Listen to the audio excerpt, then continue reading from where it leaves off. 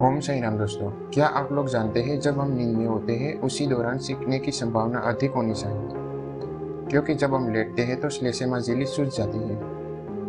यह उन्हें अधिक सहनशील बनाता है, लेकिन आमतौर पर परेशान करने वाले कणों को उत्तेजित करने के लिए उतना वायु प्रवाह या गति नहीं होती है, इसलिए वे उत्तेजक के रूप में उजागर नहीं होते हैं। इसलिए हमें नींद के दौरान सीखें नहीं आती है।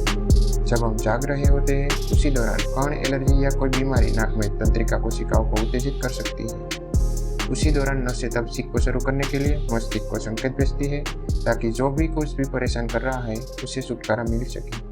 धन्यवाद दोस्तों, इस वीडियो को देखने के लिए। आपको अच्छा लगा हो तो लाइक कर देना। ओम साई राम।